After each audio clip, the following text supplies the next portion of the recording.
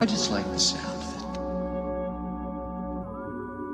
it. You are watching Green Links World Entertainment. Make sure you hit that subscribe button so you will be tuned in when we go live. Is it the wrong time? Yeah, 50, like, man, you know, your brokenness is hurting everybody. You wanna lash out on everybody else because your life was different because I'm integrating spirit in the midst of the conversation. Why do you think, Dr. Candace, so many people are hesitant? And I don't want to say so many people. Why do you think that people are hesitant to venture down this lane of healing? For some people, and it's like now I'm not my best self because I'm burdened by everything that's going on around me. It's like now it's like it's a sense of freedom when you really get to a point where it's like now you can really help them. Mm-hmm. Now you really moving. Now you really getting your stuff together by focusing on you and getting right and doing what everybody got a gift and got a purpose here on the planet. Like, I tell you 3 times like a trilogy. Eating up his word and give me energy. Tell the filthy devil get up off of me. Saying you gotta pay.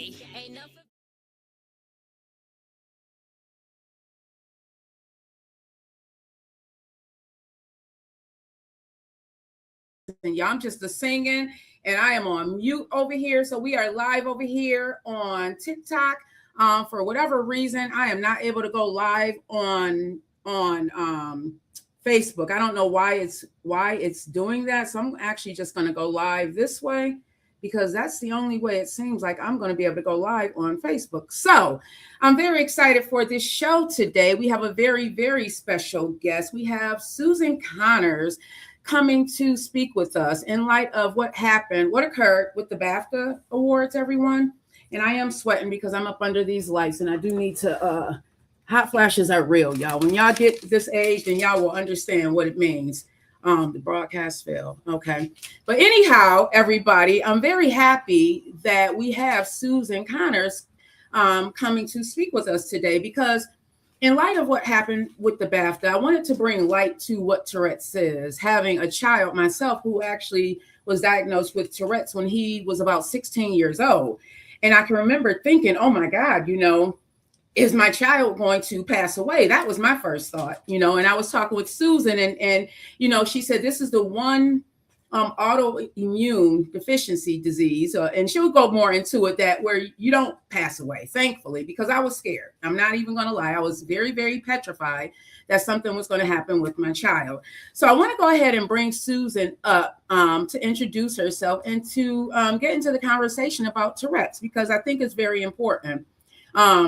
What we saw displayed was a gentleman who has Tourette syndrome, and he was saying some, racial slurs. But what wasn't showed, y'all, is that there were actually outbursts throughout the broadcast. So that's something that was not showed. And I want to talk about that because one of the things when I spoke to my son about it and I asked him, having Tourette's, how do you feel about that?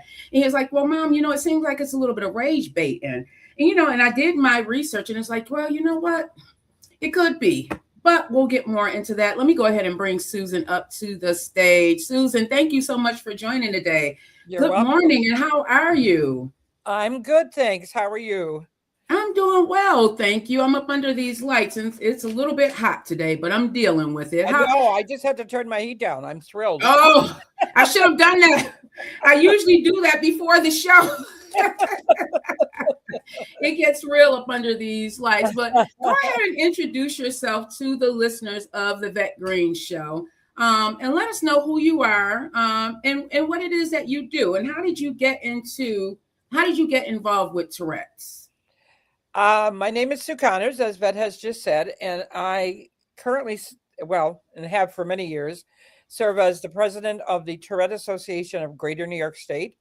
And that means we serve from New York City up and north, south, east, and west, pretty much. And the chapter is centered and has been since we founded it quite a few years ago in Buffalo. I am a retired teacher of many years in the Williamsville schools. And the reason I have thrown my whole life into this since the age of 36 is that was the year that I myself was diagnosed with Tourette. And I didn't learn about it first from a doctor. Not that it was a lack of trying, because I started with Tourette when I was 6 years old, about 6.5.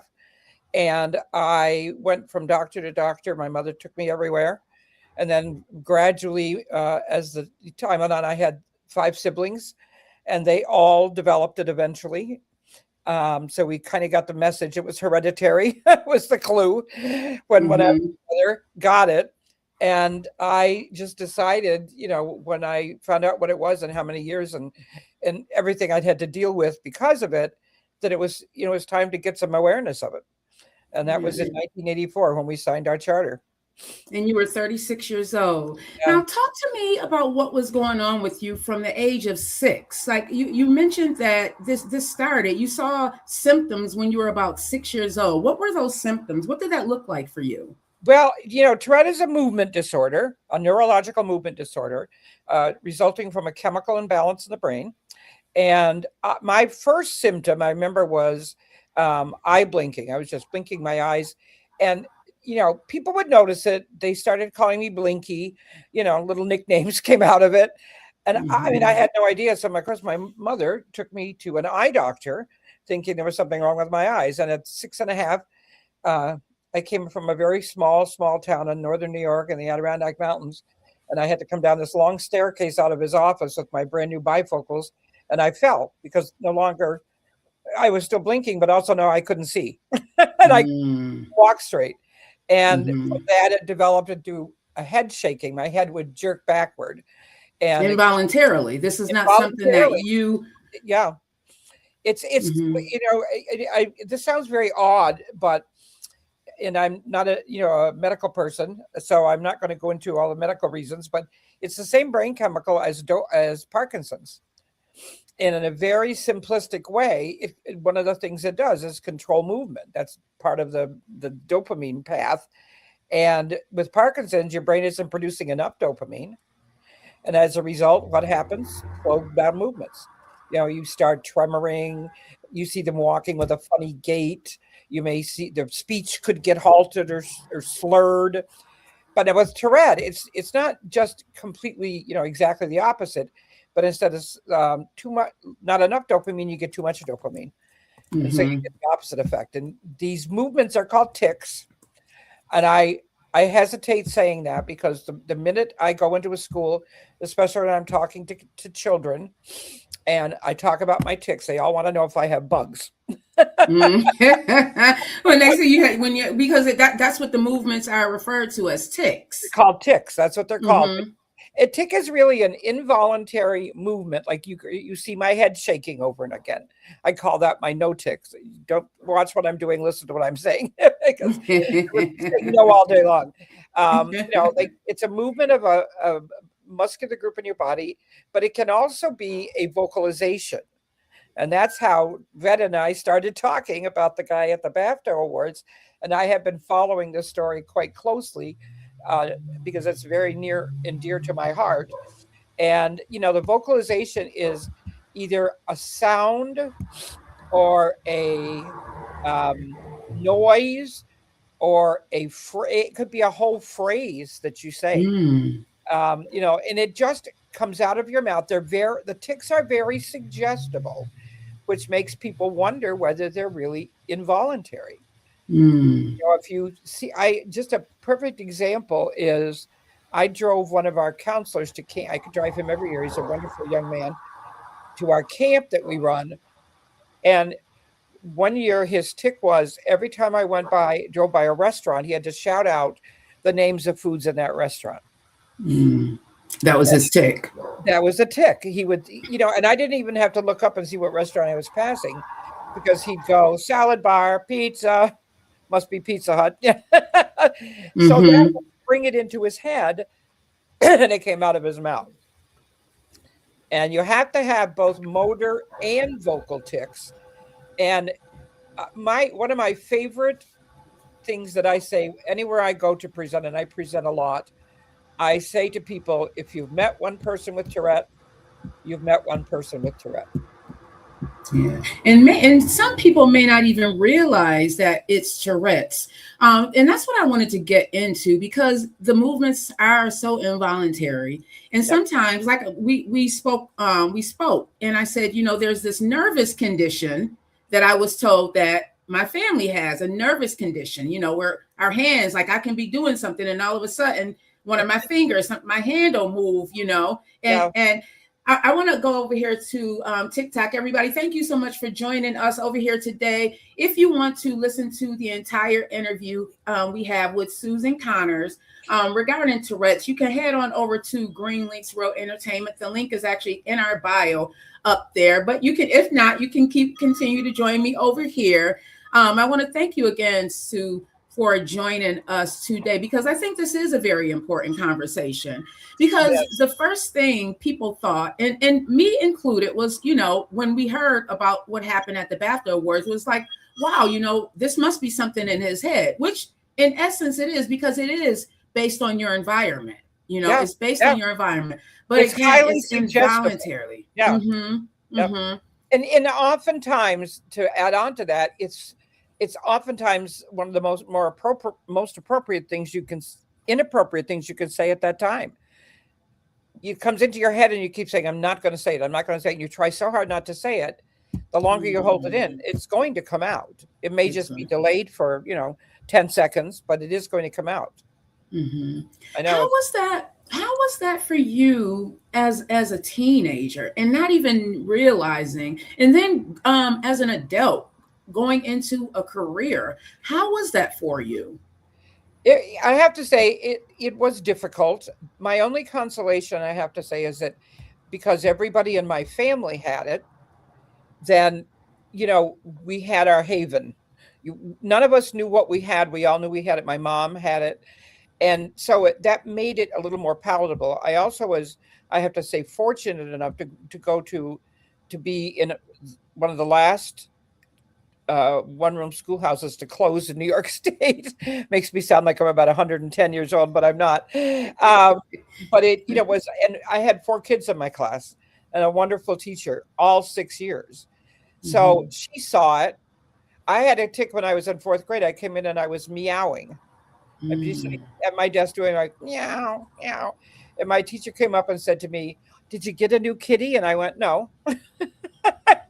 This is going to be my week to meow. What am I going to tell you? Wow. But it's that kind of thing. It's hard socially. So when I can imagine, when I saw what that person in the John Davidson from the BAFTA Awards, and it just broke my heart, because he did not want to get up there and say that. And he starred in that movie and won the BAFTA award because he wanted to raise awareness. And sometimes you say such an inappropriate thing. In school, I have to say it was difficult, but I had good friends. I had teachers that they probably looked and said, yeah, she's got some strange things, but look at the rest of the family. And they might have thought it was something, like you said, in the family. And most of the time we were told we were just nervous children. Yes.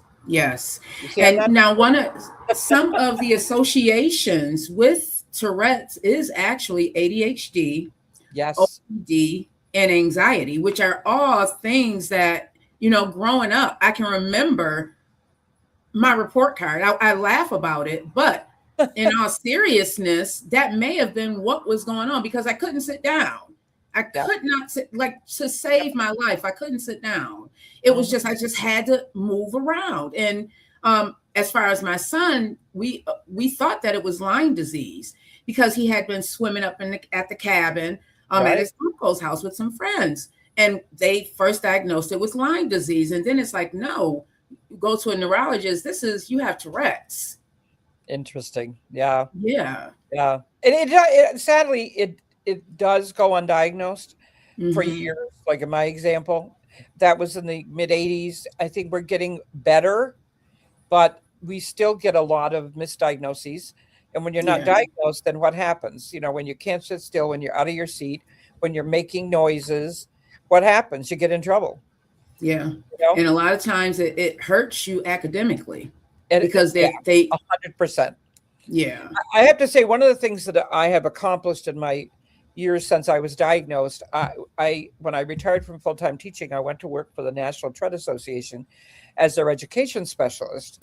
And my goal was to get Tourette syndrome officially listed in the federal education laws as a disability. Mm-hmm. Because anytime we tried to get kids the help they needed for ADHD, for whatever, they wanted to put them under the category of emotionally disturbed. Mm-hmm. It kind of looks that way. I admit it.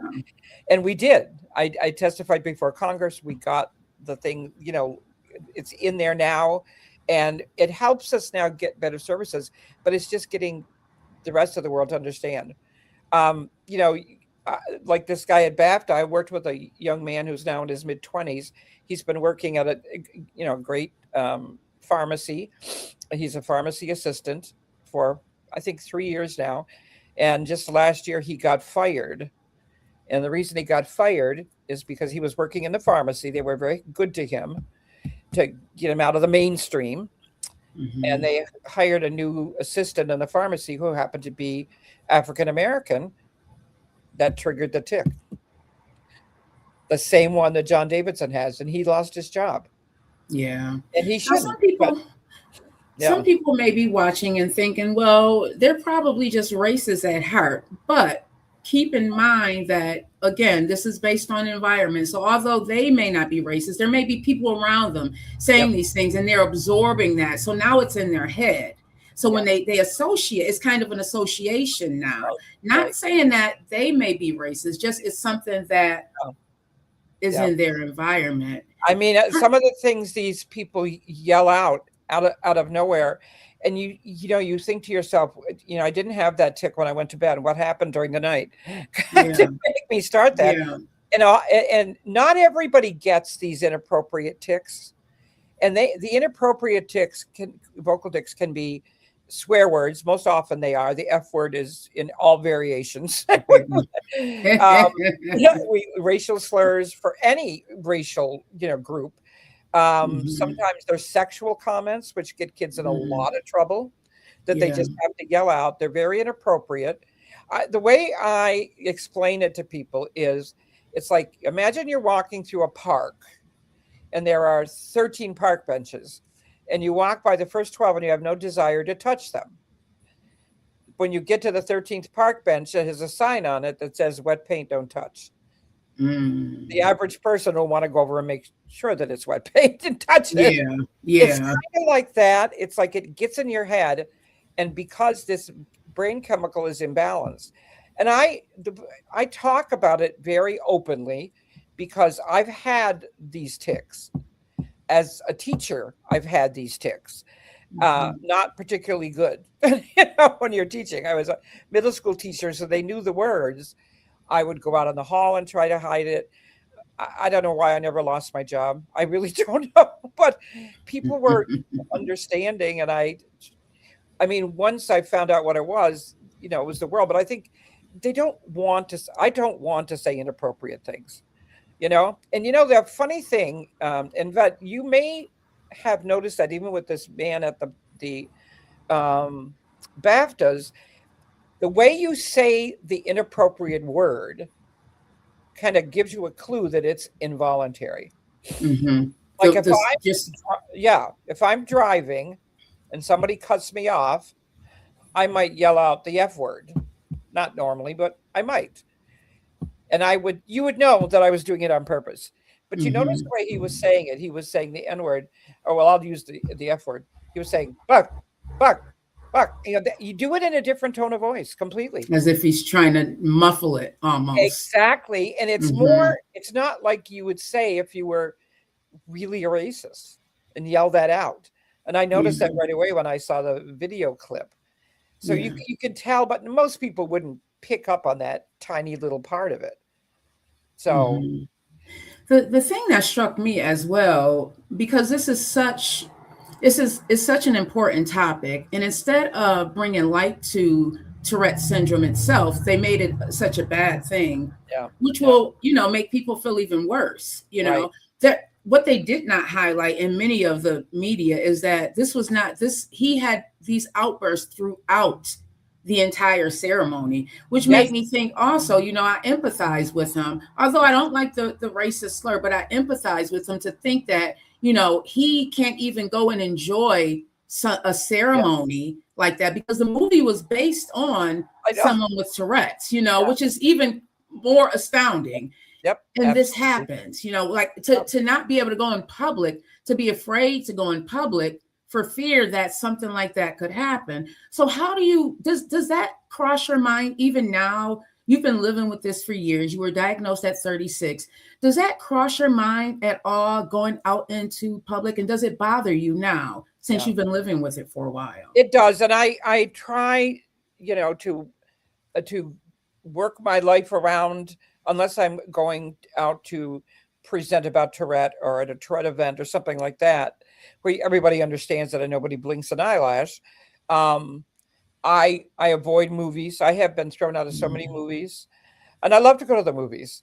Tuesday afternoon at 1, when there's only 3 people in the theater, maybe I could get away with it. I don't want to say get away with it, but I avoid those things because I know what's going to happen. I tell parents, they say we love to go out on a Friday night for dinner, and I said I understand that, but with the tics your child has, maybe you should go like on a Wednesday at 4:30 when the restaurant isn't filled with people, because the kid is embarrassed. At some point, the parents feel that everybody thinks it's their fault that they're allowing their child to talk that way.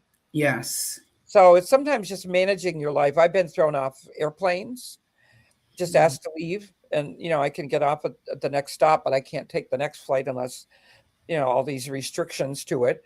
So it's with those, it's very difficult. It is. Yeah. It is. I don't know why I chose a job like teaching, except I always wanted to teach. Yeah. Because I'm standing up in front of kids, all the time, and they pick this up very quickly. Yeah, and kids, because their brains are not even fully developed, they can be very mean. They can be very mean. And that's one of the things I deal with the most is bullying other kids. Just being mean to kids, excluding them. How many kids? I could name 5 on one hand right now at this current moment that I'm working with that spend most of their days in the classroom sitting out on the hallway, because they say if you say that word in here, you have to go sit in the hallway. You're not going to get an education in the hallway. Yeah, and the other part that many people may not be aware of is that Tourette's syndrome, it's triggered by emotional, physical, environmental factors. So if you're stressed, when we spoke, I told you that now my son, it seems to be a little bit more controllable. And I'm thinking about when he was in high school leading up to senior year, like he was under a lot of stress and anxiety. So it was more prevalent. You can see it more. Well, now it's not so much. But stress, anxiety, excitement, and fatigue are the most common causes of that can trigger Tourette. So if you're in this space, if you're at this award show, if you're in front of a classroom, for the first time with all of these students, your body's, it's like a fight or flight almost. Your body goes into this emotion, even though you may not be able to see it. Your body is actually feeling it. So that could trigger. And that's exactly right. And I find at school, like I try to get accommodations for kids, like, when they have a test, it's going to be stressful. Yeah. You're in a classroom full of kids who are trying to concentrate on the test. So I said, why can't they just go to a private room somewhere and sit there by themselves? If you want to it's a younger child and you want somebody to go in there with them, make sure they understand. And it actually calms the tics down, because they're by themselves and they can focus, and it's not everybody around them saying, stop doing that. Why are you making that noise? You're disturbing me. It's heartbreaking working with some of these little ones, especially your kids. They don't want to have it. And the sad part is that it's a lifelong disorder. It doesn't go away. It often gets better when you get older. It seems to peak during puberty. I rarely meet a child with disorder doesn't get worse when they start going into puberty, which is the worst age. You're trying to fix. melt into the background and have friends. And this is getting worse and worse. Well, hope is not lost. And I want to actually bring up the brochure that you had sent me, which I think is so awesome. Thank you so much for sending this.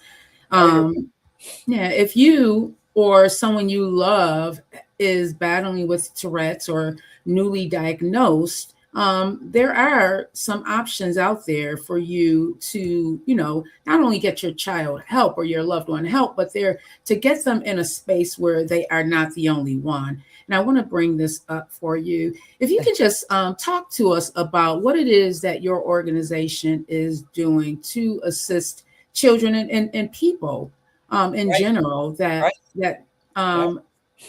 that's living, because I don't feel like it's a battle. You're winning every day if you get up with it and you decide to move forward. But it's something, like you said, it's something that they have to live with for the rest of their lives. So talk to us about this organization, if you don't mind, Sue. Sure. As I said before, we're the Tourette Association of Greater New York State.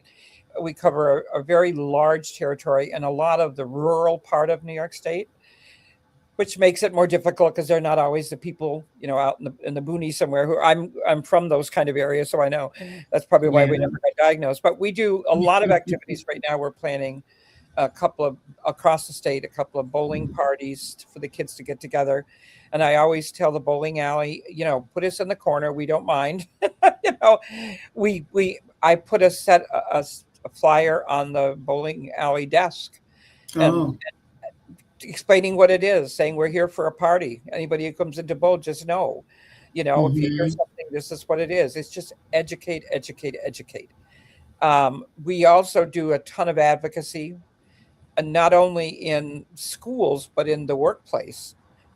If you've got a job and they just don't understand it and you're out on the public, you should be able to go work in the public. Just because you have Tourette doesn't mean we have people that have gone on to become lawyers and doctors. One of the doctors at the University of Rochester Tourette clinic has Tourette himself. We have a psychologist in private practice who has Tourette. And he's very involved in our group, and he's had it his whole life. So I think it's making people aware, educating, providing opportunities for our families to get together, support groups, activities. You see a picture of our camp up on the right hand side. It looks beautiful, and it looks beautiful. It is. And, we have all kinds of activities. I'll have to tell you kind of a funny story. Last year, the guy it's a YMCA camp that we rent out every year. And he said to me, one activity that we just added, and I think you might be interested, is axe throwing. Now we're talking children with Tourette. Right. Axe throwing with children with Tourette's. Okay. Well, anything's possible. I said, I gotta we don't want an involuntary tick. Exactly. So he worked it out so that nobody was any closer than like about 10, 12 feet from the person who was up there doing the axe at that time. Everybody was behind them. And they had 3 people working, and he made it so easy.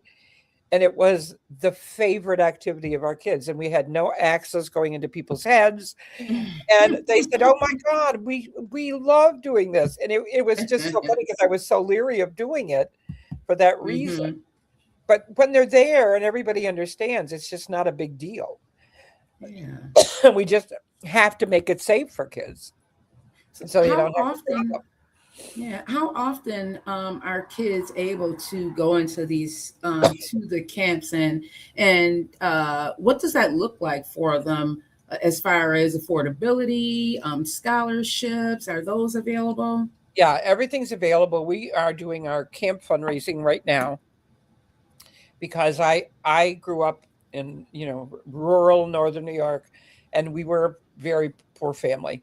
And you didn't get to do much because you didn't have the money. And I'm never going to deprive a child of coming to any of our activities because they can't afford it. Most of them we don't charge. So we fund scholarships, partial scholarships, full scholarships. The fee for our camp is quite low anyway. We do it for 3 days. Yeah. And it's like $160 for the weekend, which is all the food. nice. Yeah. So it's not very expensive, but everything we do, we offer scholarships. We're going to be doing an event on May 31st, which is in the middle of our awareness month, where we're turning Niagara Falls teal, which is the color of the Tourette Association. Last year we had probably about 50, 60 people that came out. We got the kids together. We made signs, Tourette Awareness Month, and some kids put funny little sayings on them.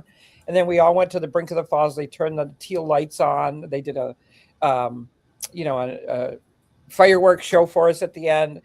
They just loved it. We had a big picnic at the park first and cooked our hot dogs. And so we try to do those things so kids, because as Vette so nicely pointed out earlier, Tourette is often, for the last 12, 13 years, it's been called a spectrum disorder. And we're not talking autistic spectrum, we're talking Tourette spectrum. And that means that it never exists by itself. I've never met a person who just has Tourette. She mentioned OCD. She mentioned anxiety is huge with a lot of our kids, which doesn't help. ADHD is one of the most difficult because people, again, don't understand it. Sit down, sit still, stop moving, pay attention. Yes. You're not trying to pay attention. It's just you can't. You literally, your body is like, it's like an electric malfunction. A computer. It's like your body is a computer that is malfunctioning, and there's nothing you can do about it. Yeah, and it's when you add that, like people say, I try to get the point across that I may be sitting in a class and have a couple of tics, or in a movie theater that aren't that disruptive. Because some people, the tics. One of the things about the tics is they wax and wane. They change. Not only the tic itself changes. And when you're a kid, it could be like every 2 weeks you get a new tic, and then one goes away. But it also means it changes in severity, and that's based on environmental things, like you mentioned, the stress, the anxiety. And I try to point out that, even though you say, a teacher will say to me, his tics right now are fairly mild. And I'm thinking, okay. And they're not really bothering anybody. And then I say, well, they might be bothering that child, like this tic. Everybody points that one out, and I said, "What is that going to make life hard for me to do?" Shaking my head and jerking my neck. At school, it was impossible to read. How do you read when your head is going back and forth all the time? The pain that people feel. I'm sure your son will tell you that you do the same tic over and over and over for a couple of months. It's that part of your body hurts. Yeah, muscle aches, definitely. Yes, and to be that young, a teenager, and you're having, it's like, nope, these aren't growing pains. These are coming from. This is one that I've had for many, many years. And, in a lot of countries, this is not good. I do that all the time. And I know it's not appropriate. I try to vary it, do it like over here so it doesn't look like this. But, I just explain to people, it's, I had a lot of trouble. I was a French teacher and I lived in Europe for quite a length of time. And I studied over there. And over there, the trouble I got into for that tic, because everybody knows what that means more than they do in this country. So, it interferes with your quality of life. And, like somebody said, well, what do you do if they can't read? I said, in the world today, oh, my God, we have every kind of technology, books on tape. Textbooks are all on tape. I can get anything on tape. I can listen to it, somewhere. You just got to think outside the box with these kids. There is no box.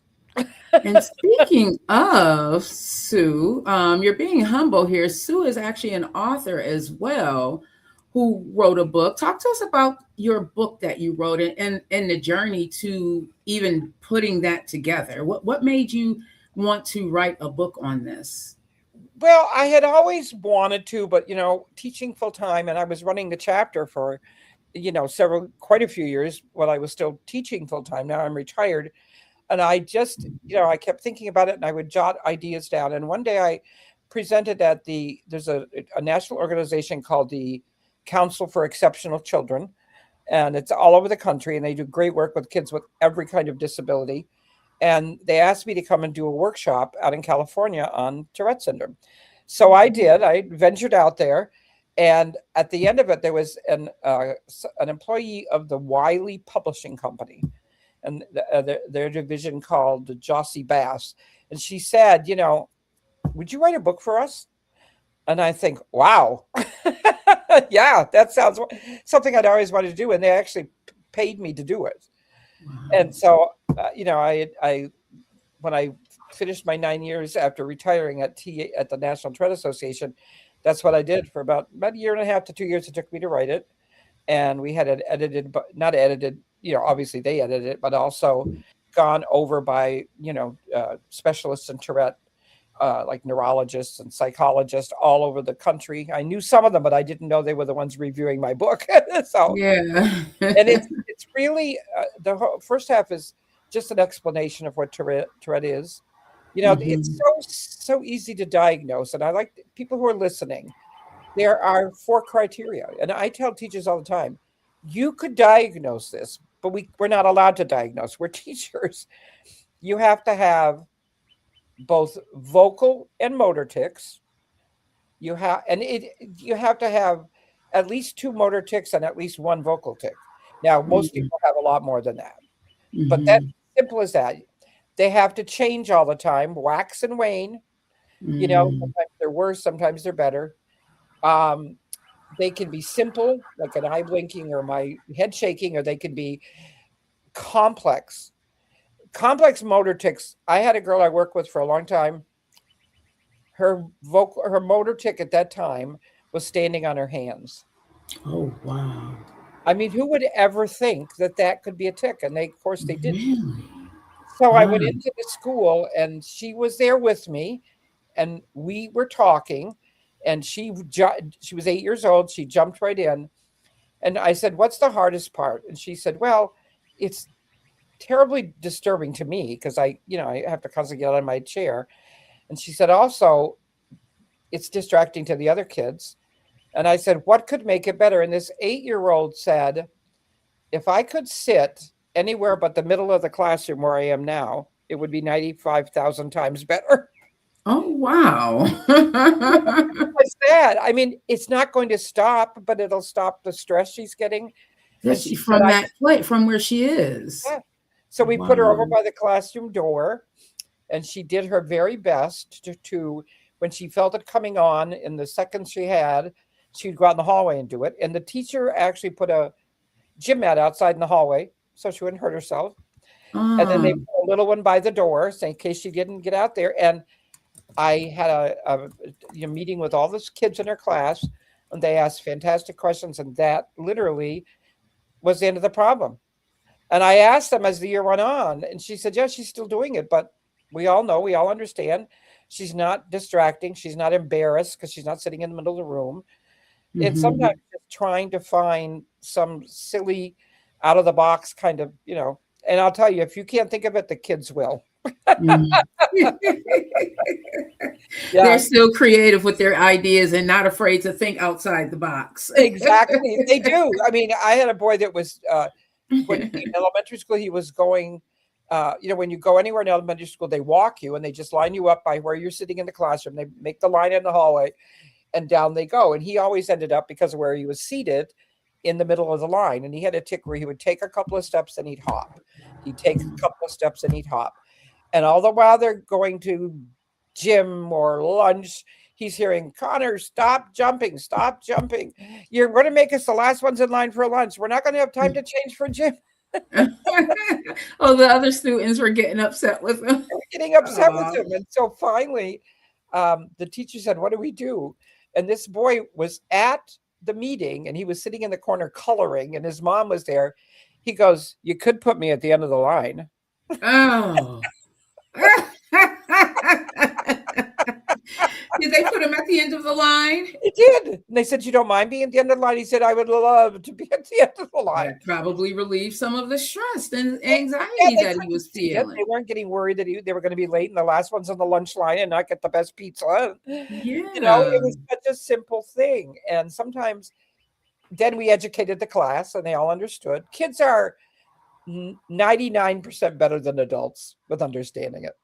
Yeah. They're much more resilient, much more open-minded.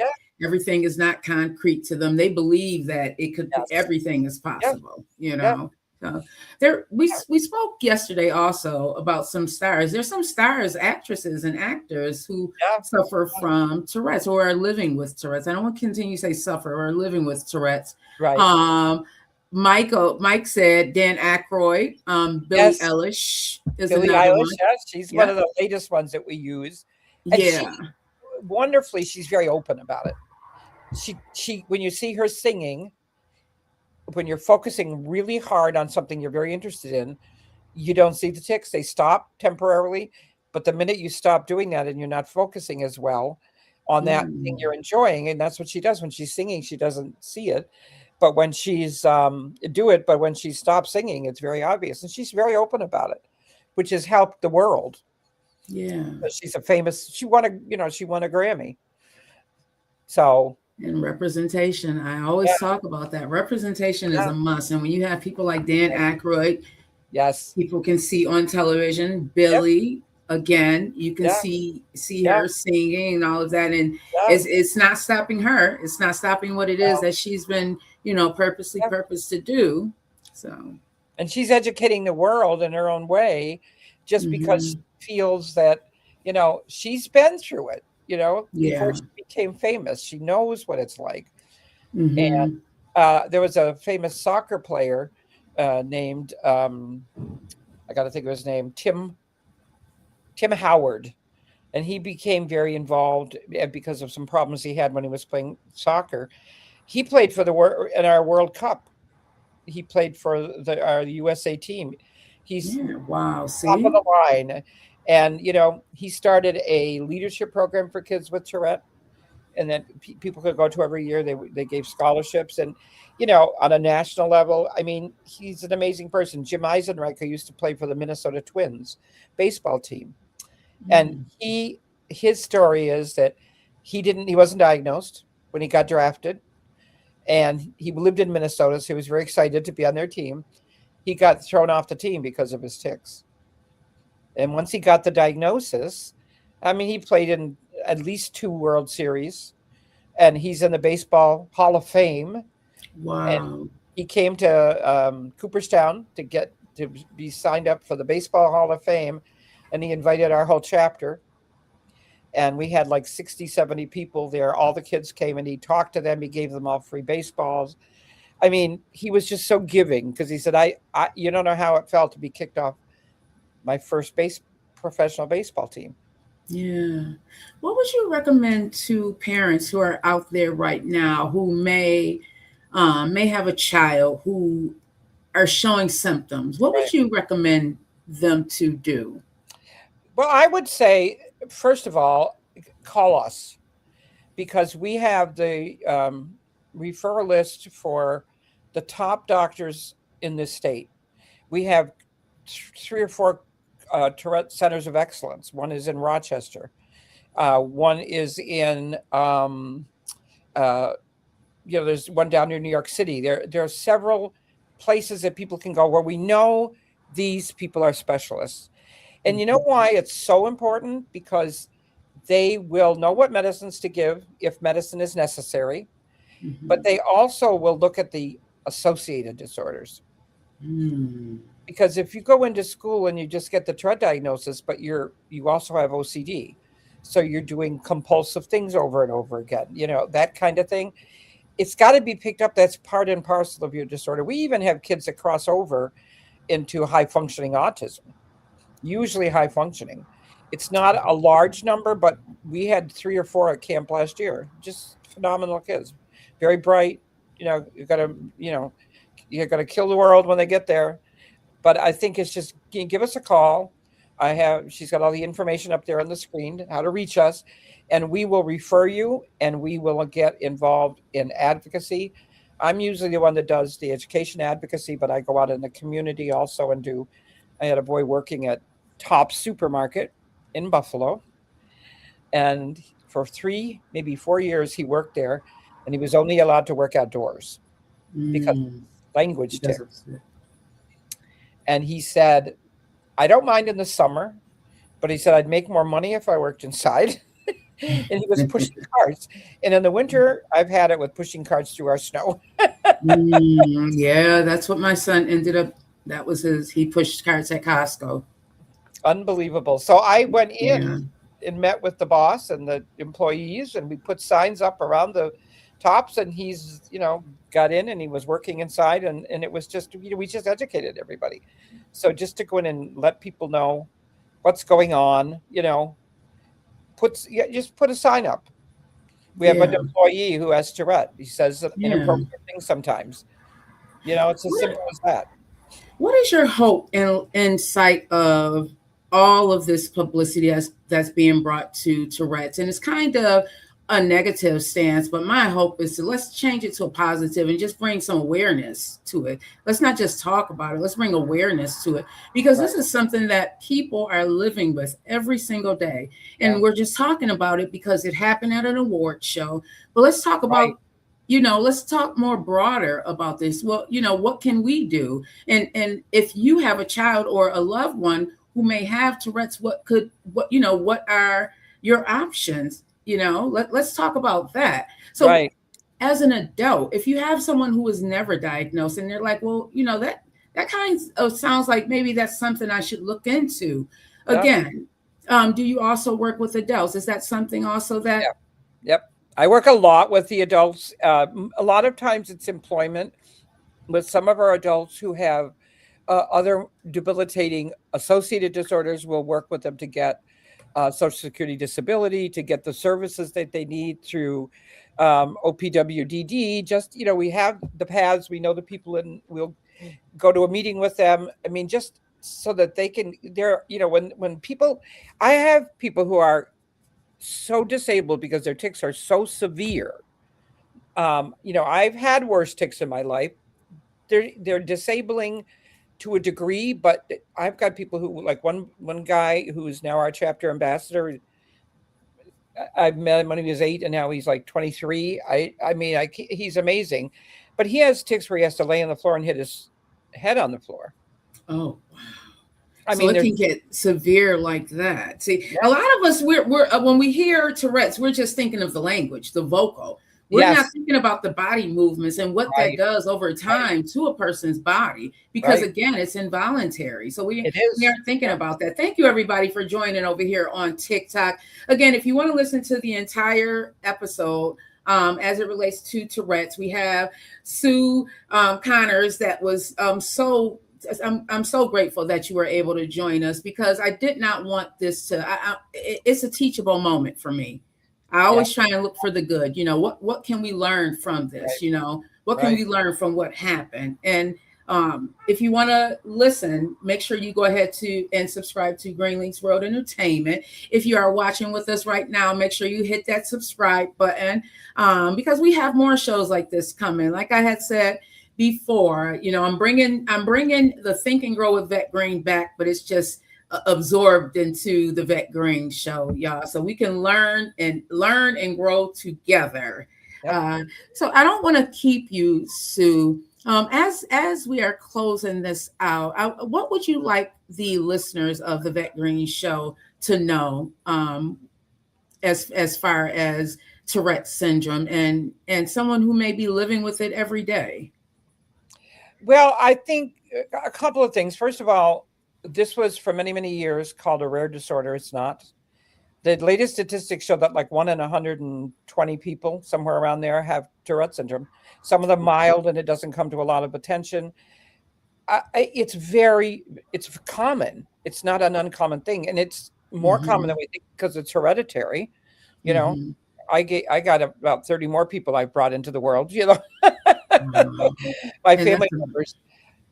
See the person and not the disorder. It's so hard to do that. See the child and not the disorder. You look at him and you judge him by the word he's yelling out of his mouth, which he doesn't want to say, and has no prejudice against this population of people. The curse words he doesn't want to say, but they come out of his mouth. And I think, just educate yourself as much as you can, refer people. There is a lot of help in this state. We have this chapter and we have a Long Island chapter, very small, a smaller chapter. New York City chapter, but there's so much help out there for people. And people like, our board we have 11 or 12 people on our board all over the state. And I think it's so important to educate. I mean, the first thing I say to teachers, let me come in and do a presentation. Let me do a peer-in service, help the kids. And they invariably say it made such a huge difference. Yeah. And you can tell just by listening to me that from early on, I had to have a sense of humor. Yeah, you do. I mentioned, when my son had first, said, well, Mom, they're saying it's Tourette's. My first thing, I'm like, is this a death sentence for my child? It was hard. It was definitely hard. And it's neurological, right? Yeah, it's just a movement disorder that's caused by a brain chemical on the basal ganglia of your brain. Basal ganglia. I was reading about that. Yeah. And you see people with other neurological disorders, and because they don't, the one tic that they don't have, it's not because they don't have tics, they have other movements, but they don't have the inappropriate language. So people just understand it. They feel sorry for them. But with Tourette, because it's got these particular aspects, because it is so suggestible, and the thought comes in your head, it's got to come out of your mouth. And if you don't have a sense of humor, you just won't get through life without it. It's hard. It's hard for parents to have a sense of humor. It's hard for me sometimes when I'm in with a child who is being punished day after day after day after day and doesn't want to ever go back to school again. You want to go over for the throat, this teacher who's punishing them. Yeah. I tell you a story, and we can do this. We have a T-shirt with our top 10 Tourette slogans. Tourette ticks me off. I love that. Sometimes I feel like a tick, sometimes I don't. Pop, pop, tick, tick. Oh, what a relief it is. My favorite one on the list is the number one. I do solemnly swear. I love it. And where can people purchase these shirts? Can people purchase these? We don't have them all year round, but we have quite a few left. They can call me in if I have one available. We get them for camp every year. We have, we sell them.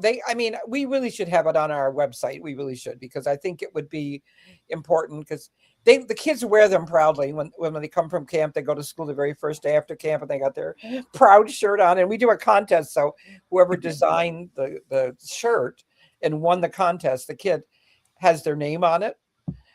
And they're so proud to go in, and it just helps them fit in the world better. Yeah, like that. It makes them feel not just accepted, but encouraged. That just that small gesture can be something that really is so positively influenced. That it can positively influence them. Sue, I want to put your website here. What is your website, so that I want to put it in the chat so that others, even if you're watching the replay and you'd like to contact Sue, or you have some additional questions, where can they go? It's I got to remember it now. Is it on the brochure? It's on the brochure. It's on the brochure. We're about to launch a new website, but as soon as we do, it'll be changed on the brochure. But you can still get to it through the one that's up there now. And our chapter phone number is there. It's the phone that was, ringing. I'm going to go ahead and share this again. They call me day and night, and we get you hooked up with the right doctors. We work with doing education and awareness is our biggest thing. If you lost your job because of Tourette, if you need Social Security disability, if you need whatever, we're there. We have people.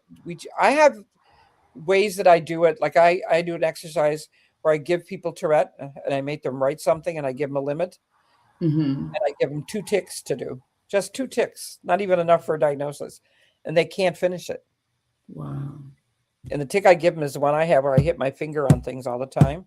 Oh, wow. They can't write it because you're stopping, and I make them do it, every so many seconds or every third word.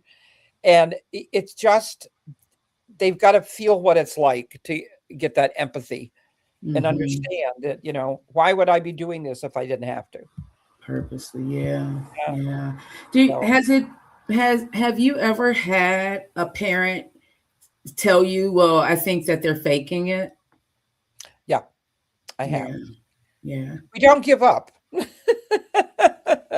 Yeah. How do you handle that when the parent just, because I know some parents who may think, if the child's like doing these involuntary movements, they may, stop doing that.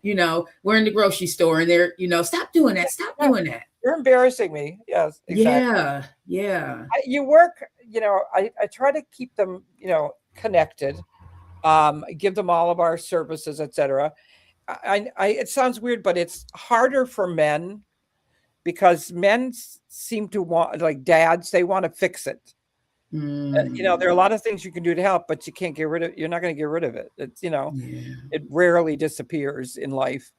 And I think getting the kid involved helps. If I get them to bring him to one event and the kid's like, is so happy because they finally met someone like themselves, then it encourages the parent, and eventually it may take a while, but eventually they do get involved and they let me in, because I can't go into the schools and talk about it without their permission, privacy acts and all that kind of stuff. So it does, you can, but it takes sometimes a lot of talking.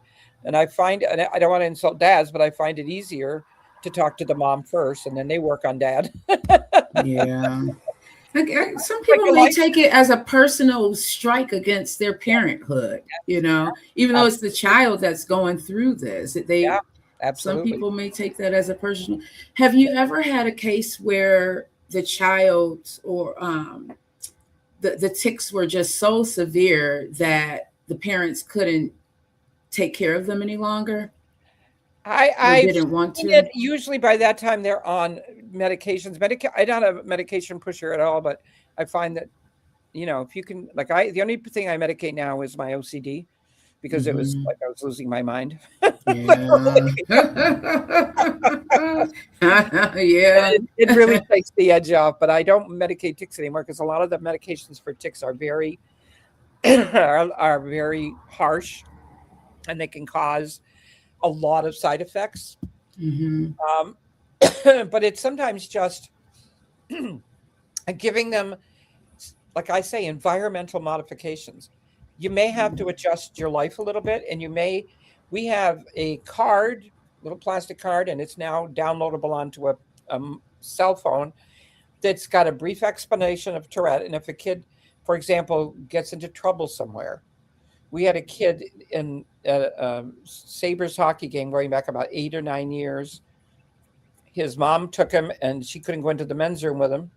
He was a little bit older, so he went in by himself, and he was yelling out some inappropriate things. And he got beaten up, and he had to go to the hospital. So, sometimes you just have to I think outside the box, because that's my whole life, Like if I'm in a store and I think nobody's watching me and I'm yelling out the F word, and I see the crowd gathering around me, I exit quickly. Oh, wow. It's hard. Mentally, that has to be so, wow.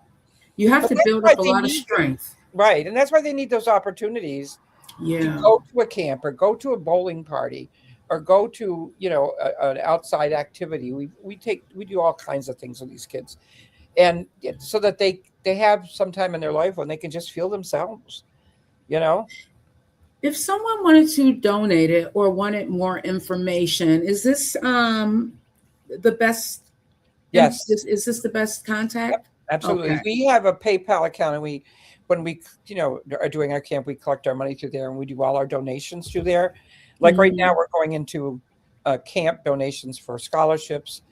I don't think it's probably been 23, 24 years since we've had to pay for our T-shirts at camp, because we put their names of anybody who sponsors them on the back of the T-shirt. It gives them business, so they can send it through there. So if they just contact the office, the number of the office or webpage, it's on there, and we can sort out. We get people who we just need, sometimes these kids just need a little extra help. Come and volunteer at something, Yes. I mean, Yes. bowling for an afternoon with these kids is a hoot.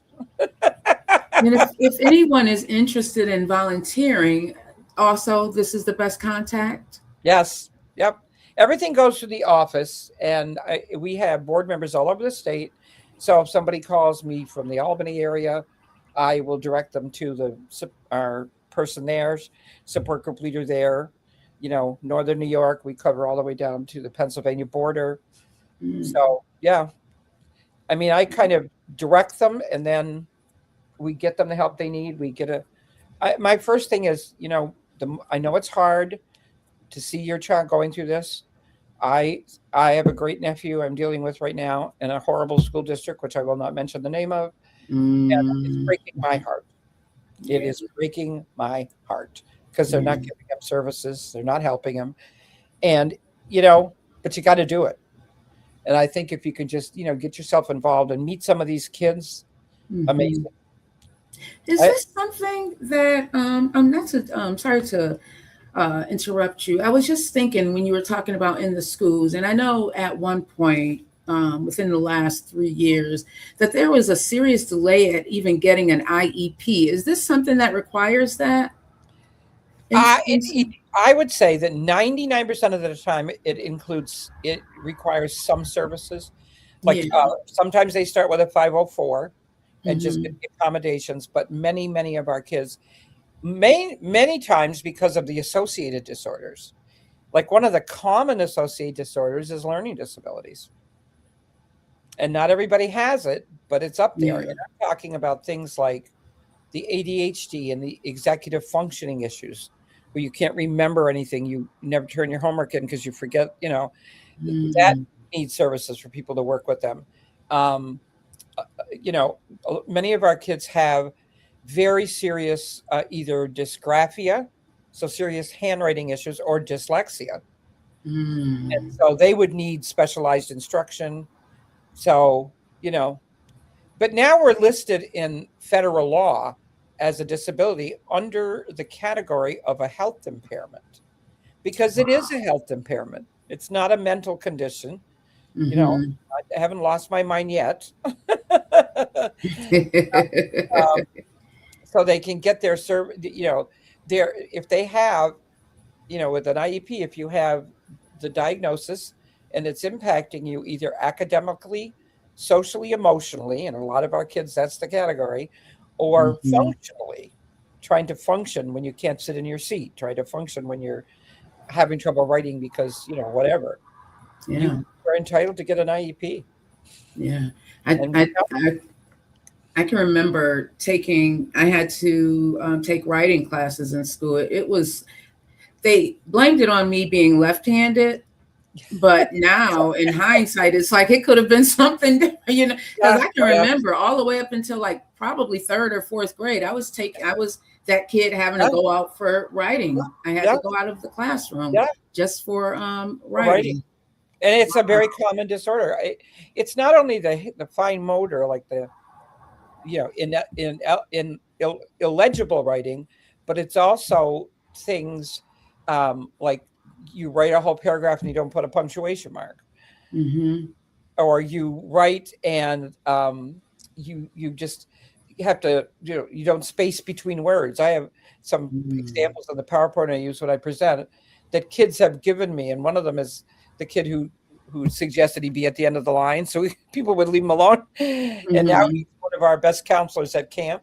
He's grown up, and I showed him the PowerPoint, the slide that he gave me years ago, and it's like a paragraph he wrote, and it's one word. If I saw copy, messy recopy on my papers once, I saw it 1,000,000 times. Wow. It hurts your hand to write. Yeah. And in this day and age, you don't have to write. I learned. If I make a grocery list to go to the supermarket, I can't read it when I get there. Oh God, I don't even. And now they aren't even teaching cursive writing, which was hard. Oh my goodness, I hated it. And I'm glad that they did away with it. I am glad for the population of myself and the population I work with, because they all have So many of them have dysgraphia, and they have to have accommodations. Like you do your work on the computer. They have so many apps now. Word, voice to text. You just talk to the computer, it types what you say. There's just so much out there. I have all the bells and whistles because I can't write. I'm right when it's a gross motor, like when I was a teacher and writing on the old blackboard, it was pretty neat. But that's gross motor. Most of our problem is fine motor. Correctly, staying on the line. Oh my God! As we're having this conversation, Sue, I am literally back in my elementary class with the ruler up under as I'm writing, and then I had to use my pinky because I wasn't spacing. Like, you are really bringing back all of these memories, and it's like, what? And did anybody? I was that child. No. Yeah, and I think even if they understood, would they? We didn't have the technology. Yeah, or the vocabulary back then. Exactly. Yeah. We barely had one of my biggest issues in life. I also had an obsession, which I still have to this day, and it's the one I give people when I do my experiential exercise, where if I write something and it doesn't look perfect, I have to erase it and rewrite it because of the OCD. It doesn't look like it's right on the line, and it never is anyway because I can't write on a line, or it looks like the J didn't match the J in the word before it, and I have to keep erasing and rewriting how many times. Yeah, and it will literally bother you. It literally bothers you that it's not perfect coloring. It just, oh my God, it was so frustrating. I read well, which helped me academically because I like to read. Yes. Other than that, it was a bad experience. It was not a good experience. And now I know they're only in second grade, and I know they have to learn how to write. And by second grade, they know the letters and they know the formation. So now we move into some technology so that they can get things done and it'll look neat and they won't have to recopy it. And and it's torture to do it. For the child, it's torture. Your hand is hurting and that kind of thing. So it's one of the biggest disabilities our kids have, and it's so difficult. And thank God for these children who are willing to put themselves out there and give me a copy of their handwriting from something they did at school to put in a PowerPoint. And they let me put their name on it if I want, because it helps everybody else see, gosh, I never even thought of that aspect of it. Yeah, a lot of people. Yeah. Oh, yeah. I hope that a lot of people get something, even if you are watching the replay. I hope that you take into consideration that if this is you, or maybe you're possibly your child, that, this is something that you could get diagnosed, because you may think that they're misbehaving in class, or they just aren't sitting down, or just aren't listening, or just not writing it the way you want them to. But no, it may definitely be something going on with them. So. What's good, I think, is that pediatricians are getting better and better at recognizing it. They don't often treat it because they don't have the expertise, but they will refer them on to one of our Tourette clinics or to the chapter. And that's helpful because, the first stop is the pediatrician with a child. And, I can sit with the child for 5 minutes. And if I were able to diagnose, which I can't, I could tell you that it's Tourette. A teacher too, if they know the more criteria. Yeah, it's so easy to spot, even if they're trying to hide it. And and people try to camouflage it and pretend it's something else. One little girl, she said when her tics got so bad, she would purposely drop her pencil under her desk, and she would bend down and do her tics down there under her desk so nobody could see them, and then come back up again. And then she'd try to hold it in. Kids are masterful. Yeah, very creative. Very creative. Yeah. Yeah. Wow. But there's so many things we could do now to help them. It's just, you got to change your way of thinking. Yeah. Just, open our minds up and just know that there's a spectrum of people and disabilities, and just I always think about the rainbow, like that rainbow out is a rainbow for a reason, and us as human beings are just a part of that rainbow, and we come through different spectrums. And I'm glad that awareness is growing and that this is being talked about more. And although that was negative, something negative that happened, I do empathize with that gentleman, because that was supposed to be a moment, and this syndrome that is uncontrollable kind of, overshadowed that moment. Well, I hope everybody is watching the movie. And, if you have any questions, again, here's the information up here on the screen.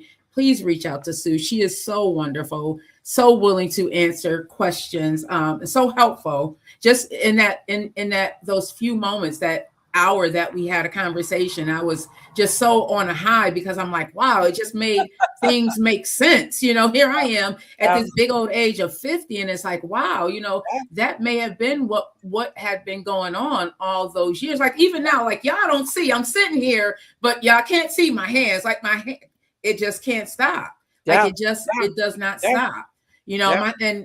Two of my sons, my one son is always, it never stops. And I'm like, oh, you're just like me, not thinking like, sis, this may be more than a nervous condition. This may be more than a nervous condition. I'm just saying. I got so tired of being called a nervous child. I was like, I'm not nervous. Yeah. I talk in front of, people all the time. I did a program in Montreal. The Quebec chapter called me up one time and I did it. And I hadn't even thought about it. But the day I got there, he said to me, you're going to be presenting in French, right? And because I speak French. And I'm like, oh, but I did it. Oh, what an opportunity. Yeah, it was. It was wonderful. I mean, I've been all over the world doing this. It's given me a chance to see the world and see how it's dealt with in other countries. I did several presentations in Norway. They had me go over and I worked with them for quite a while. And their government gives, I don't know what it is now, but it was quite a few years ago, but they have in their governmental budget, they have a budget for Tourette syndrome. Wow. I know. Is it more, do you find that it's more prevalent or more diagnosed outside the States? I find that in some more advanced countries, like Norway was definitely one of them. They were fabulous. I mean, I mean, that trip I'll simply never forget, because they drove me from city to city all over, way up to almost to the North Pole. And every day we had to cross a fjord. So we'd put the car on a boat and get across the fjord. And the guy who was driving me would say, it's a 3 fjord day. But they are, I mean, this was probably 15 years ago. They were so far ahead of us then. And I think the Scandinavian countries in general, Canada does quite a good job. They have a national chapter and regional chapters. Yeah, there definitely are some countries that are better than others, but you just got to get out there. You got to educate. And I've done a lot of international work. I'm a traveler, so I don't mind. It's also allowed you to broaden your view on Tourette's as well. Yep. What would you tell your, and this is going to be the last question I ask you, because I can go on and on and on. I know, that's fine. I'm happy to people want to hear about it. Yeah. So that 6-year-old that had these things going on with her and could not quite, there was no name for what was going on, not until 30 years later. What would you tell that 6-year-old right now today? Yeah, I would say, I had a fortunate experience because of the school I went to, and that helped, but you just don't give up. And, you just have to keep plugging along. I mean, the day that Sunday night, I was correcting papers and watching the TV show back in 1984, and they were doing a story on a boy with Tourette. It changed my life forever. And then I knew all my sisters and brothers had it. I knew their struggles. But you just can't give up. The thing is, I was in a school of 17 kids, grades 1 through 6. Wow. With the same teacher, 4 kids in my class. And by the time we moved into the town, which was Malone, if you've ever heard of Malone, New York, there were 4 of us in that school. myself and my two brothers and one sister, and we all had Tourette. So, we did the math. 38% of my elementary school had Tourette syndrome. If you put it like that. So, the teacher, she saw it, she heard it, but she taught us with her heart. And wasn't the skeptical kind of person like that little brat. She could stop meowing if she wanted to. I've had articles, books dedicated to Mrs. Paka, my wonderful elementary teacher, because she just accepted us for who we were, And I think sometimes it's just, that's something that we don't see a lot anymore. If it's a little bit different, it's crazy. But I'm glad I found out, and the thing is, I'm glad I was able to take it and go with it and do so much to help other people, because that's what I want to do. I see it. I meet a kid every day that breaks my heart. Yeah. I want to encourage teachers also, because I do know that there are some teachers who watch this show to, if you think that, one of the students in your class may have Tourette's or showing symptoms, make sure you reach out to Sue. Like I said, she's a wealth of information, very open with sharing your own story, which helps as well. It makes it relatable. I appreciate that. But you'll be doing that child, a really big favor in doing that, and possibly the parents. I know sometimes parents, they don't want to put a label or label their child, but I would caution anybody to not think like that. Like, too many kids are left behind because it's not taken care of, immediately when you start seeing the symptoms. Don't worry about labels. Like, labels don't matter. Just worry about getting that child some help. Yeah. That's what's most important. I mean, look at the famous people that we both have mentioned that went on to have fabulous careers, be lawyers, be doctors. And if there was not a teacher along the way who believed in that child, even if they had not been diagnosed, they wouldn't be where they are today. You made it, a teacher may have saved that child's life. Honestly, I've experienced numerous suicides working with this chapter. It's heartbreaking. I think too that if schools understand, and this is always a problem in schools because schools don't have money, that we go into schools and do staff development day programs. We do it for free. There's no charge. If you have a staff development day coming up, I mean, if I'll say to a school, how many kids do you have in the school? And they'll say, 700. And I'll say, well, there are probably 7 that have Tourette, because 1 in 100 have Tourette. Yeah. And if they're not 7, you better start looking for them. Yeah. Do you have some schools or teachers or that give you pushback on that? I do sometimes, but there's a New York State and federal law that says teachers have to be educated in all of the disabilities that their students have. So I just put it, if they have a 504 or an IEP, I put it in the IEP. And I say every year in the first 2 weeks of school, you will have a mandatory in-service for all the teachers working with this child. Yes. I am huge on IEPs. I am huge on getting, don't worry about the labels. I've had children.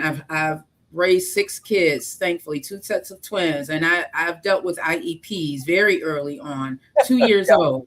Yeah, because I dealt with it very early on, by the time my daughter was 7, we didn't have to deal with it. No, 9, we didn't have to deal with it anymore. She was out of special ed and all of that. It's just getting help so they can progress. Because a lot of times these kids, they aren't learning disabled. They just learn differently. Exactly. Yeah. Yeah. And it was funny as a teacher. I know 100% because the guidance counselor told me one time that anybody who came into the school that had Tourette or ADHD got put in my class because they knew I understood it. Yeah, well, that's a good thing. We need more teachers like that because I can tell you some teachers that I had did not understand, and I had to stand in the corner a lot. Oh, God. A lot. And how do you stand in the corner when you can't stand still? Right. Exactly. You can't. You can't, Sue. It's like you're standing. Oh my God. Like this is just bringing back so many memories. You literally cannot, and I have a son just like that. He just cannot stand still. It's just cannot stand still. And they lose everything. It's amazing. They forget everything. And they, yep.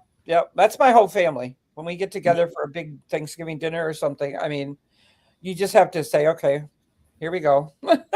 Yeah. Now I'm sitting here thinking, like I said, I have 6 kids. Out of the 6, definitely about 3 of them probably has some kind of definitely. Yeah. From one running up and down the stairs. And I'm like, why are you doing that? And she's like, she's only 5. She's like, Mommy, I don't know. I just have to do this. I'm like, run up and down the stairs then. If that's what makes you happy. Yeah. You get it. You buy a trampoline early on. Yeah. Like I wish I would have known some of this stuff back then. But I'm glad that you all know. If you are watching a replay, let us know where you are watching from.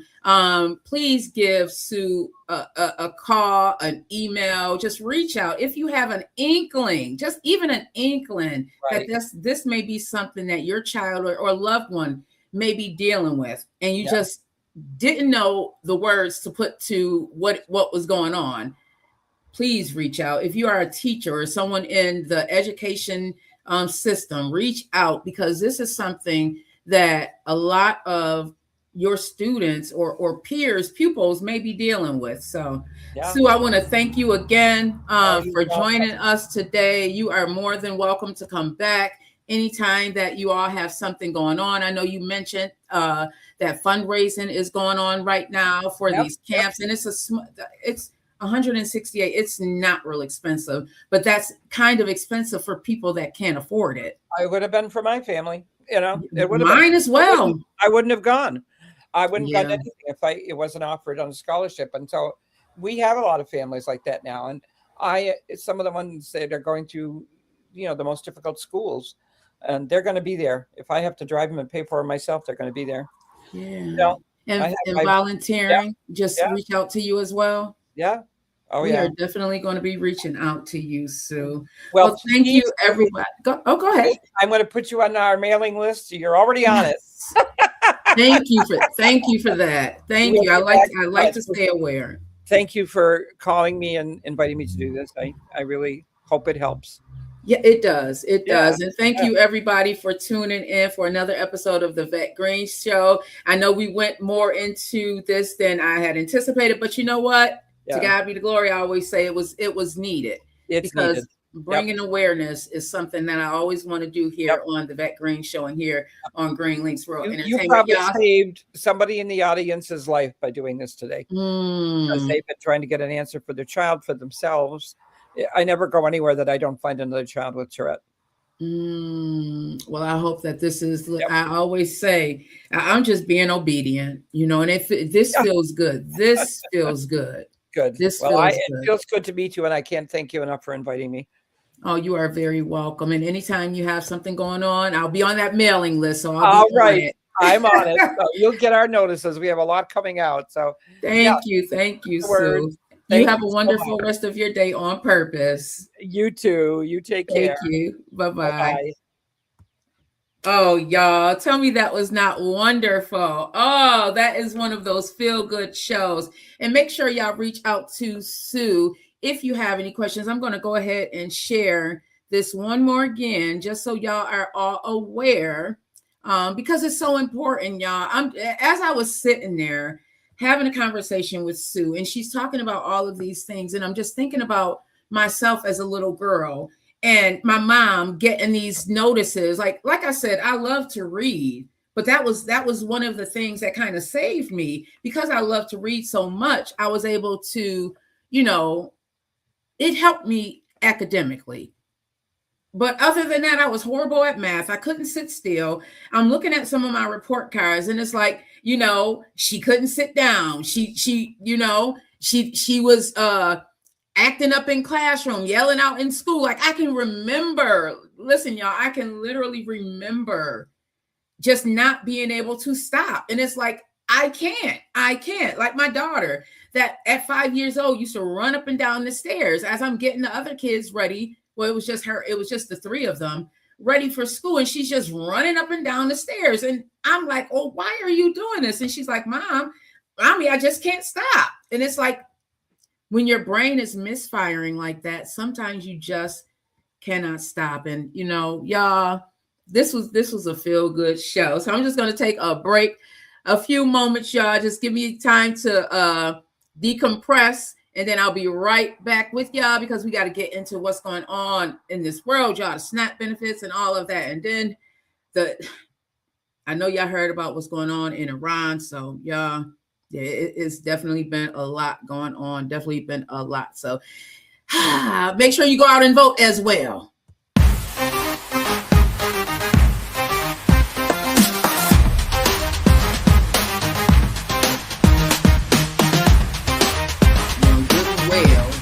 You know what I mean? That's what makes it. How much you charge for that? Well, they send you the sneakers and I charge them $400. I stay busy with everything. So we got to work together to make it great. So I got to listen. It is go time. I hope This is a Green Links Media production. Thank you for watching. Subscribe now and hit the bell to be reminded when we go live.